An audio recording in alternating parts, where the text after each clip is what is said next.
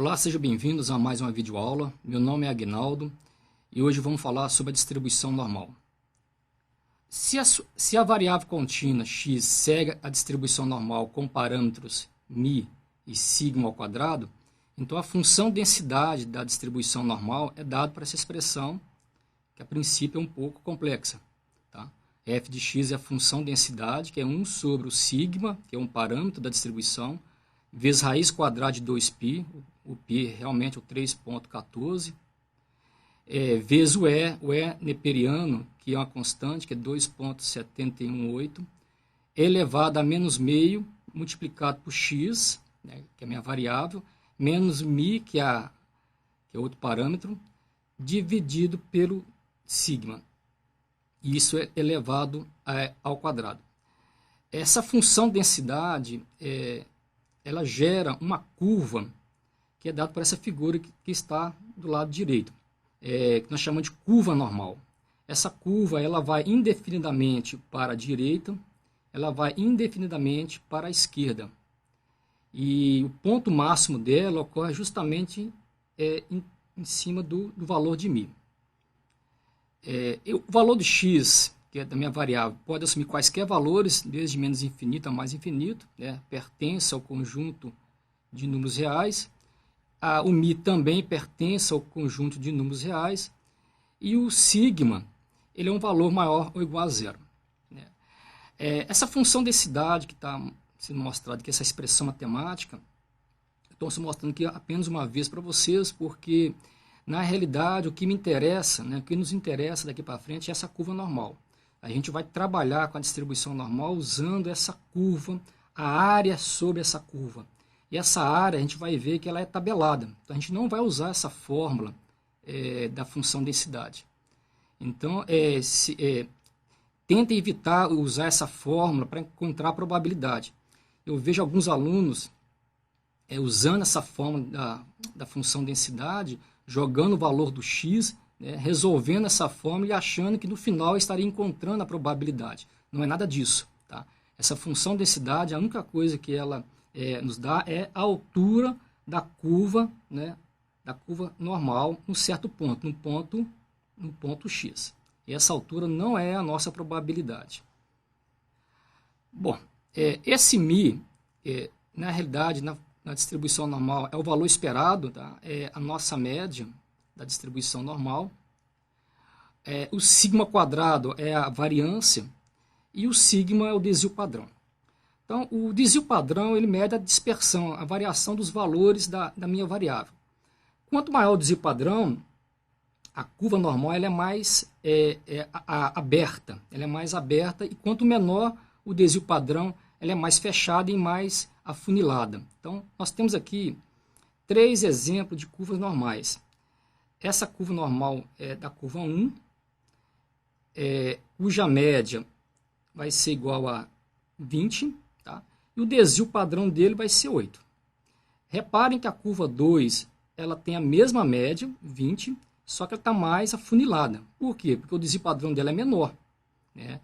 Ela vai deste ponto até este ponto, enquanto que a curva normal 1 ela vai deste ponto até este ponto. Então, a curva normal 1 ela tem uma variação maior, uma dispersão maior do que a curva normal 2. A curva normal 3 ela tem uma média igual a 50, ou seja, ela está deslocada para a direita em relação à curva normal 1 e 2. Reparem que ela tem a mesma variância, mesmo desvio padrão, a mesma variação com relação à curva 1. O desvio padrão dela é 8. Então, o desvio padrão ele mostra o quanto que a curva está mais aberta ou mais fechada. Né? Então, nós temos aqui uma curva normal com um desvio padrão maior, né? E uma curva normal mais afunilada, ela tem um desvio padrão menor. Então, essa curva azul, o desvio padrão dela é menor do que a curva em vermelho. Bom, algumas características importantes da distribuição normal, da curva normal. A área total dessa curva é 1. Então, repare, antes disso, repare que daqui para frente eu vou eliminar o eixo vertical, que é o f de x.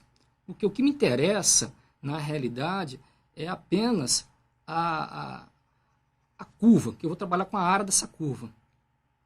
Então, eu estou retirando esse eixo vertical, e então está dizendo aqui que a área total dele é 1. Então, essa área total da curva normal, ela é igual a 1. Então, da média para a direita, essa área ela vale 0,5. E dessa média para a esquerda, ela vale também 0,5. Então, isso é importante. Do ponto da média para a direita, a área vale 0,5. Do ponto da média para a esquerda, essa área também vale 0,5. A probabilidade da minha variável x estar entre dois valores, duas constantes, a e b, essa probabilidade é igual à área sobre a curva no intervalo de a até b.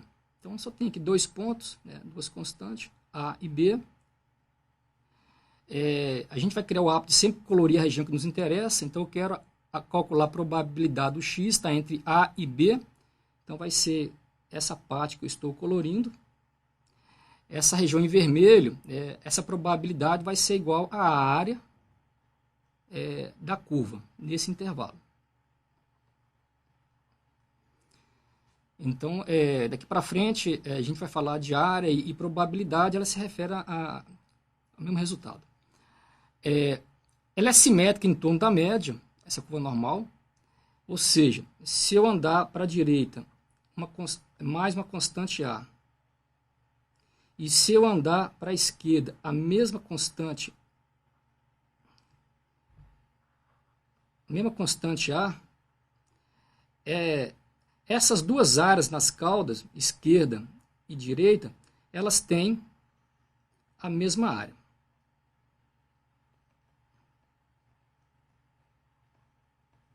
Ela tem a mesma probabilidade.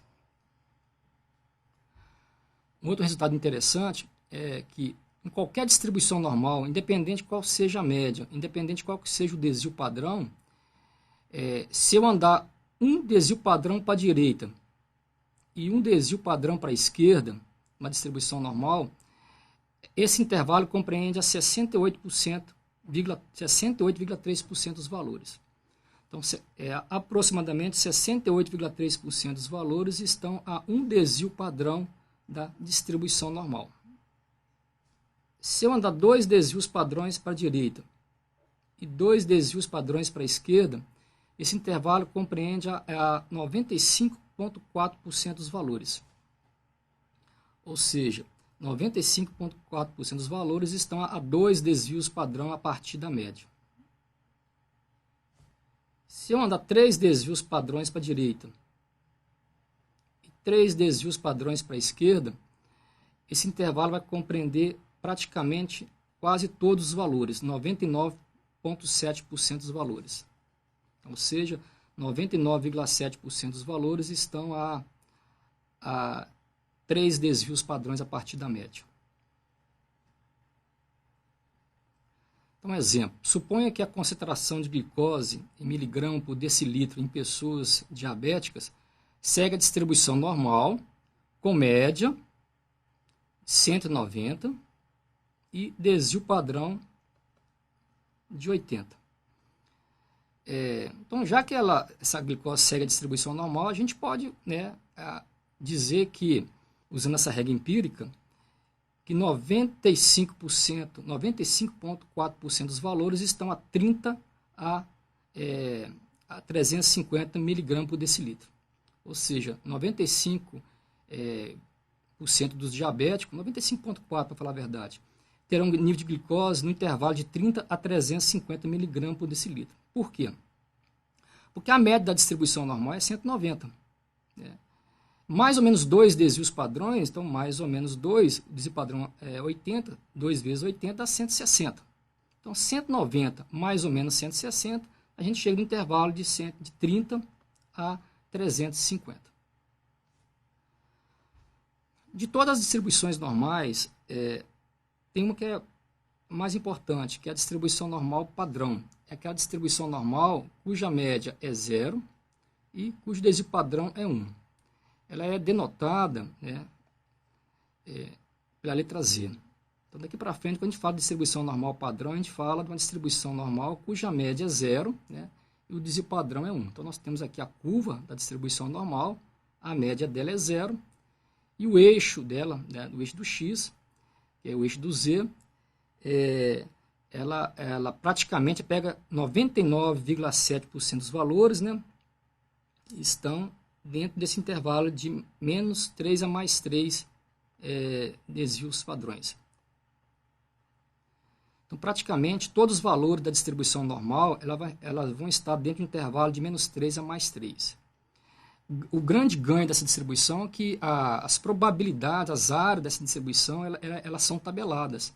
Então, daqui para frente, a gente vai usar uma tabela para obter as probabilidades. Bom, e quando a distribuição normal não é padrão? Ou seja, a distribuição normal, a média não é 0 e o desvio padrão não é 1. Eu posso usar a tabela? Você só pode usar a tabela se você fizer o que nós chamamos de transformação. Padronizar a variável. Transformar a variável x original, né, cuja média é μ e cujo desvio padrão é sigma, transforma ela numa variável normal padrão. Como é que é feito isso? Bastando você calcular o z-score. Tá? O z-score da variável. Z-score. Como é que é feito isso? Eu pego o valor da variável, né, x, menos a média, e divido pelo desvio padrão. Quando eu faço essa transformação, eu mudo a minha escala da normal, cuja média é μ, desvio padrão sigma, eu mudo para uma escala cuja normal é média 0 e desvio padrão 1. Então, dali para frente eu posso usar a tabela normal padrão para obter as probabilidades. Então, por exemplo, se eu quiser calcular a probabilidade do x ser maior ou igual a A, por exemplo, uma constante, essa probabilidade é a mesma probabilidade de z maior do que essa quantidade que está aqui. A menos μ dividido pelo sigma. E essa probabilidade ela pode ser obtida usando uma tabela, né, está faltando L, normal padrão. Há algumas tabelas normais disponíveis nos livros. As mais comuns são a tabela normal padrão acumulada, né, e a tabela normal padrão reduzida. Quando fala tabela normal padrão acumulada, é aquela tabela que ela te dá as áreas, as probabilidades, desde um ponto, né, do z-score, até a área toda a área para a esquerda. Então, ela sempre vai te dar a área para a esquerda, a área acumulada. Reparem essa parte colorida, acinzentada.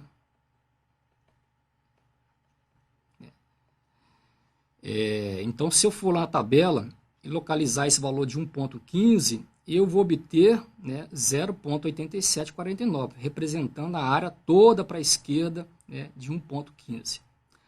A tabela normal reduzida, ela só trabalha com a metade superior da tabela.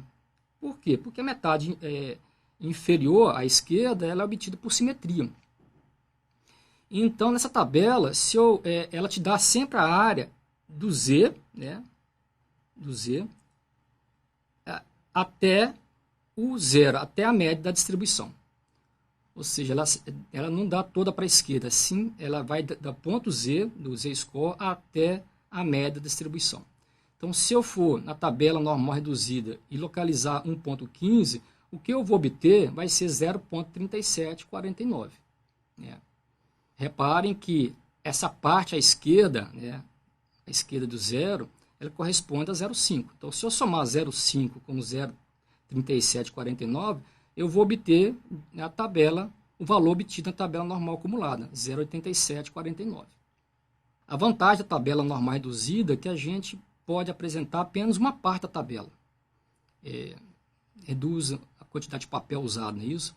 E quanto que normal acumulada, nós trabalhamos com duas tabelas. Tem a tabela com o z positivo, e também tem a tabela com o z negativo, né? Por exemplo, menos 1,15. Bom, vamos resolver um exemplo usando a tabela normal reduzida. Lembrando, a tabela normal reduzida, ela sempre vai nos dar a área do ponto z, do z-score, até a média zero. Tá? Aqui estou representando uma parte da tabela normal reduzida. Como que a gente olha a tabela normal reduzida? Vamos pegar um exemplo 1.15. Então, eu vou primeiro, eu sempre aconselho fazer o desenho da normal. Tá aqui, a média zero. Tá? 1.15 ele é positivo, né? Então está à direita de zero, 1.15. E eu sempre aconselho a sombrear a região que te interessa. Então, se eu quero a probabilidade do Z ser maior que 1.15, então essa área vai corresponder a essa área em azul. Como é que eu faço para obter essa probabilidade? Eu tenho que ir na tabela normal reduzido, localizar esse 1.15. De que maneira? Esse 1.15 eu pego os dois primeiros dígitos, 1,1, e localizo ele na primeira coluna. Então 1,1 está aqui. E esse 5 que sobrou, eu localizo ele na primeira linha. Então 5 está aqui. Então nesse cruzamento, a gente vai encontrar o 0,3749. Tá. Esse 0,3749 corresponde à área, segundo a tabela normal reduzida, a área de 1,15 a 0. Então, na realidade, esse 0,3749 corresponde à área que não nos interessa. O que nos interessa aqui é a área em azul. A gente sabe que a área de 0 para a direita é meio, então a solução aqui é pegar esse meio, né, e subtrair 0,3749. A gente vai encontrar 0,1251.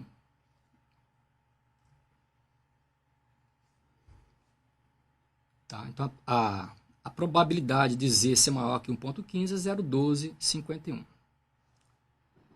Mais um exemplo, a probabilidade do Z ser menor que menos 1,25. Então, vamos desenhar aqui a curva normal. Menos é negativo, então eu fico do lado esquerdo de 0, menos 1,25. O que eu quero é a probabilidade de Z ser menor que esse menos 1,25. Então, menor para mim, ele está do lado esquerdo. Então, vamos colorir aqui, essa parte em azul é a área que nos interessa. Então, de novo, o que eu tenho que fazer? Eu tenho que ir na tabela, localizar esse valor de menos 1,25. Eu pego os dois primeiros dígitos, menos 1,2. Lembrando que a tabela normal reduzida não trabalha com a parte do Z negativo, só trabalha com a parte do Z positivo. Os valores são idênticos, né, porque são simétricos. Então, basta eu ignorar esse sinal menos, né, e localizar 1,2. Então, 1,2 está aqui. Né, deixa eu colocar uma cor diferente. 1,2 e 1,25. Então, 1,25 ele está aqui. 1,25. Então, 0,3944. Esse 0,3944, de novo, corresponde à área de 1,25, nesse caso, menos 1,25 a 0. Então, seria essa área aqui, ó, 0,3944. Que não é a área que nos interessa. O que nos interessa é a área em azul. Então, de novo, nós sabemos que a área de 0 todo para a esquerda também vale 0,5. Então, basta pegar esse 0,5 menos essa área que nós encontramos na tabela, 0,3944. A gente vai obter 0,1056. Pessoal, todas as vezes que for usar a tabela normal, eu sempre falo para meus alunos, tem que fazer o desenho da distribuição da curva normal, tem que sombrear, né, colorir a região que te interessa. E fica muito mais fácil de você saber o que você vai fazer. Se você vai somar 0,5, se você vai subtrair, né? O desenho ele ajuda muito. Né? Então, fique isso como um conselho para vocês.